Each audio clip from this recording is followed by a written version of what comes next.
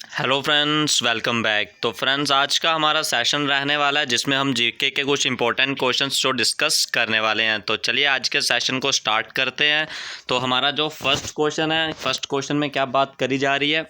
SI unit for measuring work and energy.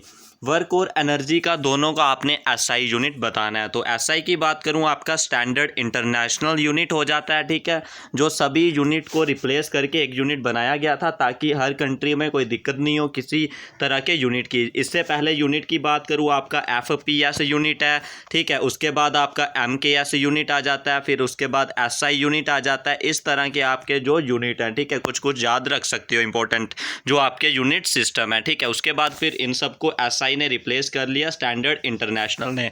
अब चलिए बात करते हैं जो आपका इधर वर्क दिया हुआ है। तो वर्क का फार्मूला आपके पास क्या होता है? Force into displacement. Force into displacement किसका यूनिट होता है? वर्क का।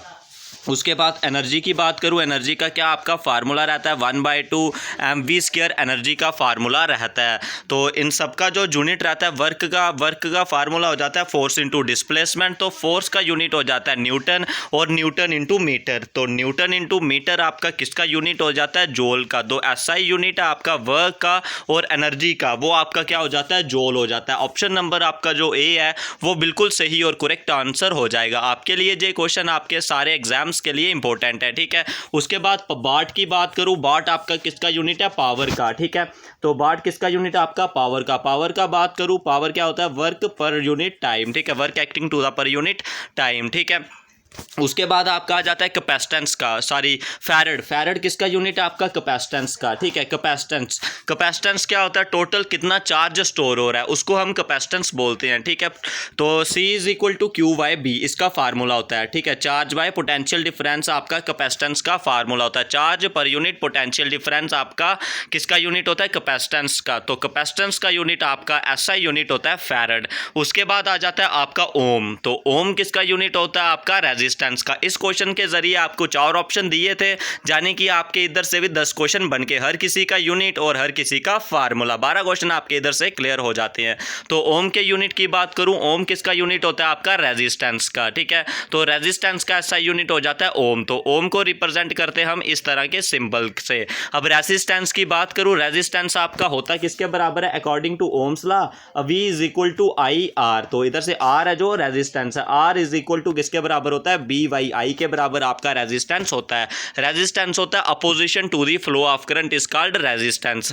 ये था फ्रेंड्स आपका जो फर्स्ट क्वेश्चन के बारे में मैंने आपसे कंप्लीटली डिस्कस कर दिया। अगर इसके रिगार्डिंग कोई डाउट आपको बचा होगा तो उसको भी कमेंट बॉक्स में बता सकते हो। और आपको जो कंप्लीट PDF होगी वो भी मिल जाएगी। पहले की भी जो अपलोडेड क्लासेस हैं, सारी क्लासेस की आपको अपलोडेड वीडियोस की PDF भी मिल जाएगी। और चैनल को सब्सक्राइब करना ना भूलें। इंग्लिश की क्लास आपकी जल्दी ही स्टार्ट हो जाएगी। उसके बाद मैथ आपको डेली के बेसिस पे मिलता है, तो आप उसे भी देखा करें।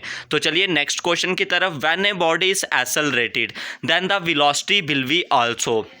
जब कोई बॉडी एक्सेलरेट होती है तो एक्सेलरेशन की बात करूँ, एक्सेलरेशन होता क्या? आपका वेलोसिटी पर यूनिट टाइम, ठीक है। एक्सेलरेशन का आपका फार्मूला रहता है वेलोसिटी पर यूनिट टाइम और एक्सेलरेशन का ऐसा यूनिट रहता है आपका मीटर बाय सेकेंड स्क्वायर, ठीक है, मीटर बाय सेकेंड स्क्वायर। अब क्या बात कर रहा है जी?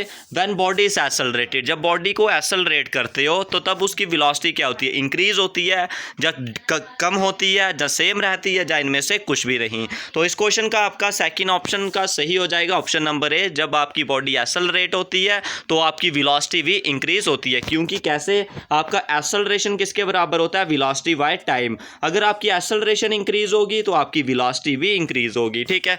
ये था आपका क्वेश्चन। तो नेक्स्ट क्वेश्चन आ गया आपका, which of the following is a vector quantity. इनमें से आपने बताना है कौन सी जो वेक्टर नॉट ए वेक्टर हो जाएगा, ठीक है। Which of the following is a vector आपने बताना है। तो थर्ड आपका जो क्वेश्चन दिया हुआ है एरिया, पावर, एनर्जी, तो नॉट ए वेक्टर आएगा आपका, तो ठीक है। इधर क्वेश्चन में नॉट ए वेक्टर आएगा। तो इधर आपका वेक्टर क्वांटिटी की बात करूँ, वेक्टर वो वाली क्वांटिटी होती है जिसका मैग्नीट्यूड भी होता है और डायरेक्शन भी होता है, ठीक है। जिसका मैग्नीट्यूड भी आपका रहता है और डायरेक्शन भी रहता है, उसको हम बोलते हैं वेक्टर क्वांटिटी। और इसी इसी तरह की दूसरी क्वांटिटी होती है स्केलर क्वांटिटी। तो स्केलर क्वांटिटी की बात करूँ वो कौन सी क्वांटिटी होती है जिसमें सिर्फ आपका मैग्नीट्यूड होता है, डायरेक्शन नहीं होती है। तो आपका ऑप्शन नंबर ए यानी कि एरिया सही हो जाएगा। अब पावर की बात करूँ, पावर क्या होता है आपका, पावर का फार्मूला वर्क पर यूनिट टाइम, ठीक है। पावर का यूनिट रहता है आपका वाट, तो करंट का यूनिट आपका रहता है एम्पियर, ठीक है। तो करंट को हम किससे रिप्रेजेंट करते हैं, आई से, ठीक है। इसका फार्मूला रहता है चार्ज पर यूनिट टाइम। करंट किसके बराबर हो जाता है, चार्ज पर यूनिट टाइम। और एनर्जी का यूनिट भी आपका जूल रहता है। एनर्जी किसके बराबर हो जाती है, आपकी half of mv² kinetic energy. उसके बाद नेक्स्ट क्वेश्चन आ गया angle of friction and angle of repose. जो एंगल ऑफ फ्रिक्शन और एंगल ऑफ रिपोज होते हैं वो आपस में क्या होते हैं, इक्वल, नॉट इक्वल, प्रोपोर्शनल या नन ऑफ दिस। तो फोर्थ क्वेश्चन है आपका, इस क्वेश्चन का आपका सही हो जाएगा option number A, equal to each other. अब फ्रिक्शन की बात करूं, फ्रिक्शन क्या है, एक अपोजिशन फोर्स है जो बॉडी की इरेगुलरिटीज को खत्म करती है, उसे हम फ्रिक्शन फोर्स बोलते हैं।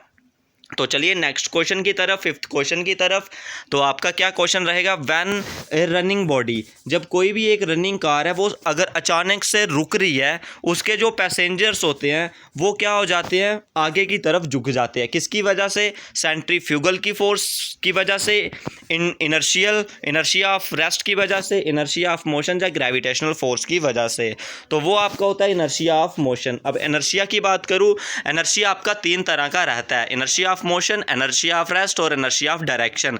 अब इनर्शिया बात करूं, इनर्शिया को हम क्या बोलते हैं, फर्स्ट लॉ ऑफ मोशन भी बोलते हैं। तो इनर्शिया आपका होता क्या, जब भी कोई बॉडी रेस्ट में होती है वो रेस्ट में रहती है, जब भी कोई बॉडी मोशन में होती है तो वो मोशन में रहती है। कब तक, जब तक हम उस पर कोई फोर्स अप्लाई नहीं करते हैं। तो इसका आपका ऑप्शन नंबर क्या सही हो जाएगा, ऑप्शन नंबर आपका सी, इनर्शिया ऑफ जो आपका क्या दिया हुआ है, मोशन दिया हुआ है, वो आपका इस क्वेश्चन का सही और करेक्ट आंसर हो जाएगा। तो चलिए नेक्स्ट क्वेश्चन की तरफ, which planet look reddish in the night sky. आपने बताना है रेड प्लैनेट हम किसको बोलते हैं। तो रेड प्लैनेट आपने किसको बोलते हैं, ऑप्शन दिए हुए हैं आपको, मरकरी, मार्स, जुपिटर और सैटर्न। तो ऑप्शन आपका जो सही हो जाएगा इस क्वेश्चन का, red planet is known as the Mars, ठीक है। तो सबसे जो मरकरी है, मरकरी आपका सबसे छोटा प्लैनेट है, जुपिटर आपका सबसे बड़ा प्लैनेट है, ठीक है। इनका आपने ध्यान रखना है, इन सारा आपने ध्यान रखना है, सबसे बड़ा प्लैनेट और सबसे छोटा प्लैनेट। जो भी आपका हर क्वेश्चन होगा वहाँ पे भी हम प्लैनेट्स के रिगार्डिंग बात करते रहेंगे, और भी जो इसके रिगार्डिंग इंपॉर्टेंट पॉइंट्स होंगे वो आपको सारे इसी तरह मिलते रहेंगे, ठीक है। तो चलिए नेक्स्ट क्वेश्चन की बात करें अब। और जो सैटर्न है, सैटर्न में हमारा क्या है, जिस वो वाला प्लैनेट है सैटर्न जहाँ पे जो मैक्सिमम नंबर ऑफ हमारी सैटेलाइट्स हैं, ठीक है। सैटर्न में बात करूँ टोटल नंबर ऑफ सैटेलाइट्स कितनी है, 82 सैटेलाइट्स हैं।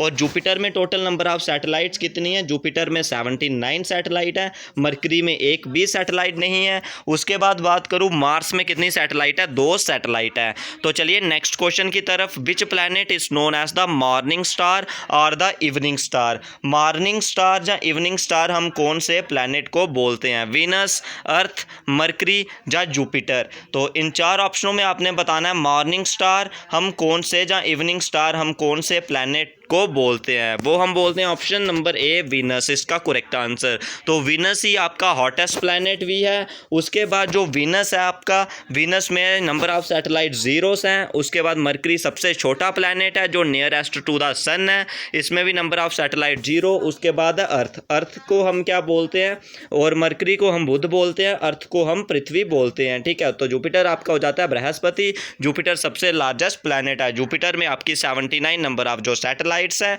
अर्थ में 1 सैटेलाइट है, नेचुरल सैटेलाइट जो मून है, ठीक है।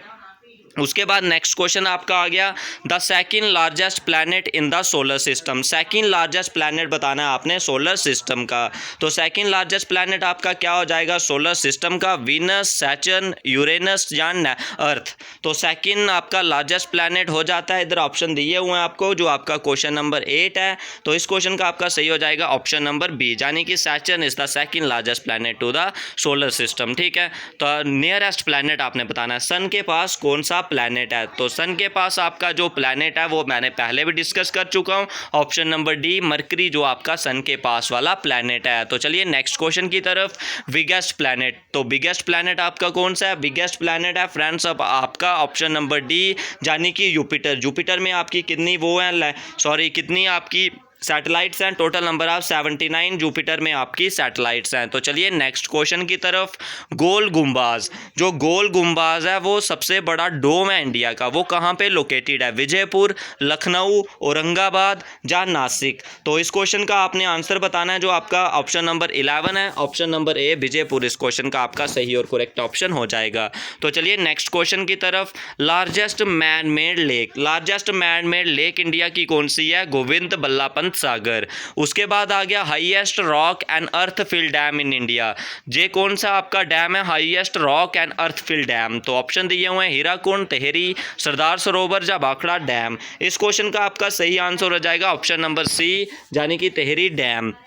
लार्जेस्ट फ्रेश वाटर लेक बतानी है, जी आपकी कौन सी है? तो ये आपकी बुलर लेक है, ऑप्शन नंबर ए सही हो जाएगा। तो कैपिटल ऑफ इंडोनेशिया आप बताओगे, इंडोनेशिया की कैपिटल आपकी जकार्ता हो जाती है। ठीक है, तो इस वीडियो में बस इतना ही। अगर इसके रिगार्डिंग कोई डाउट, कोई सुजेशन होगा तो कमेंट बॉक्स में ज़रूर पूछिए। इस वीडियो में बस इतना ही।